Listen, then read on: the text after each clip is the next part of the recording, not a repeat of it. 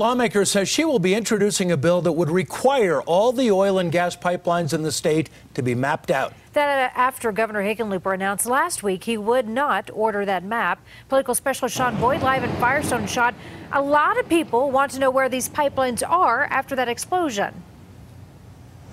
Karen, an explosion that took 2 lives and led to calls to map all pipelines in the state to prevent what happened here from happening again. But after a 3-month review, the governor said he would not require pipeline mapping. A state lawmaker who lives in this community now says she will.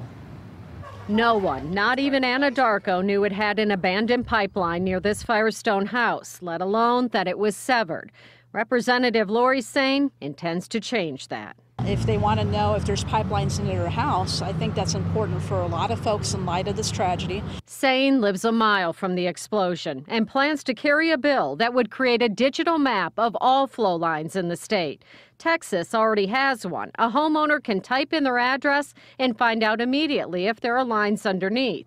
But Governor Hickenlooper says a public map could lead to people siphoning off gas. Instead, he says homeowners can call 811 to have lines flagged if they're doing excavation. Yeah, I think those concerns are pretty far-fetched. I mean, to think that somebody's going to dig several feet underground for a 4-inch pipeline in order to tap it for gas for their own use just seems a little bit out there. Representative Mike Foote introduced a pipeline mapping bill after the explosion last April, but it was too late in the session. He says everyone should have access to the information. If people want to see this, then they should be able to see it. But Saine, who opposed his bill, says while homeowners should be able to find out what's under them, they and eco-terrorists don't need to know where every line in the state is. We need to make sure we get this right. I think this is going to be important in the future as we have more and more home building and more construction that's going to be coming closer and closer to these existing oil and gas facilities.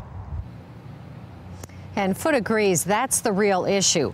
Why are local governments allowing new houses next to existing wells, and why is the Oil and Gas Commission allowing new drilling near existing homes?